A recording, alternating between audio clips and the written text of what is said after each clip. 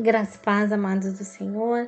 Vamos continuar a nossa caminhada por Jeremias. Louvado seja Deus, porque hoje nós vamos percorrer os capítulos 13, 14 e 15. E veremos Jeremias vivendo de perto a dor de anunciar uma mensagem que o povo não queria ouvir. Eu sou a Giovana Jacques e essa é a Bíblia em Histórias Vivas. O capítulo 13 começa de uma maneira muito curiosa. Deus manda Jeremias comprar um cinto de linho e colocá-lo junto ao corpo sem colocá-lo na água. Jeremias obedece.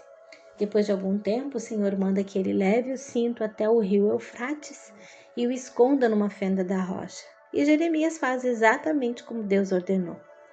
Passando algum tempo, o Senhor manda que ele volte ao Eufrates e procure o cinto. Quando Jeremias o encontra, percebe que estava estragado e já não servia para nada. Era uma imagem simples, mas uma imagem carregada de significado. E ali Deus explica que assim como aquele cinto havia sido feito para ficar próximo ao corpo, ele havia escolhido Israel e Judá para estarem perto dele, para serem o seu povo, seu nome, sua honra e sua glória, mas eles não quiseram ouvir. Tinham sido chamados para estar perto de Deus, mas escolheram se afastar. E talvez essa seja uma das partes mais dolorosas dessa mensagem. O problema não era que Deus tivesse se afastado primeiro. O povo é que havia deixado de permanecer perto do Senhor. E então Jeremias recebe outra imagem. Deus fala sobre os vasos cheios de vinho e anuncia que os encheria de embriaguez. Os reis, sacerdotes, profetas e habitantes de Jerusalém ficariam confusos e seriam atingidos pelo juízo. E o Senhor avisa que o orgulho de Judá seria derrubado. E aqui aparece uma frase que resume muito do que Deus estava dizendo. Dai glória ao Senhor vosso Deus antes que ele faça vir as trevas. Era um último chamado para reconhecer Deus antes que o juízo chegasse. O povo precisava abandonar o orgulho, precisava parar de confiar em si mesmo, precisava reconhecer quem realmente era o Senhor, mas eles continuavam resistindo. E Jeremias sofre profundamente com isso. Ele pede que o povo dê glória a Deus, mas sabe que muitos não querem ouvir. E no capítulo 14, a situação ainda fica mais difícil, porque uma grande seca atinge a terra. Não há água. Os campos estão secos, a terra está rachada, os agricultores ficam desesperados, os animais sofrem e Jerusalém chora. A seca não atinge apenas a natureza, a seca revela também a condição espiritual do povo. Jeremias olha para aquela situação e intercede. Ele confessa o pecado do povo e reconhece a grandeza do nome do Senhor. Jeremias pede misericórdia. Mas o Senhor responde que aquele povo havia amado tanto seus próprios caminhos que não poderia simplesmente ignorar tudo o que estava acontecendo. Mas mesmo assim, Jeremias continua intercedendo. E surge outro problema. Os falsos profetas estavam dizendo ao povo que não haveria guerra nem fome. Eles prometiam paz quando Deus havia anunciado o juízo. Mas o Senhor deixa claro que esses profetas não haviam sido enviados por ele. Eles estavam falando de acordo com aquilo que o povo queria ouvir. E isso é sério, porque uma mensagem, ela pode ser agradável aos nossos ouvidos e ainda assim não ser a palavra de Deus. Mas Jeremias, porém, não estava preocupado em agradar. Jeremias precisava ser fiel. E no capítulo 15, a resposta de Deus mostra o quanto a situação de Judá havia chegado longe. O Senhor fala do juízo, deixa claro que nem mesmo Moisés e Samuel, conhecidos por sua intercessão, conseguiram mudar aquela decisão naquele momento.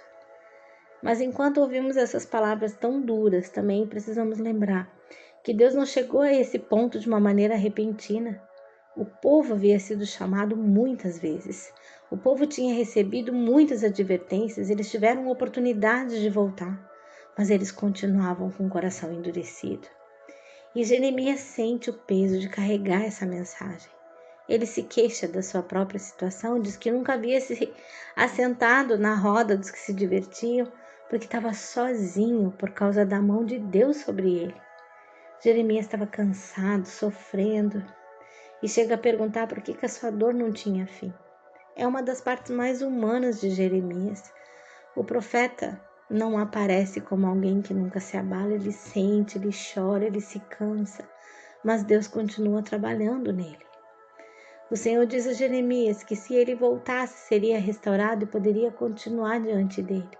E ainda promete fortalecê-lo para permanecer firme diante daquele povo. E isso nos mostra algo precioso. Até aquele que foi chamado por Deus pode passar por um momento de profundo cansaço.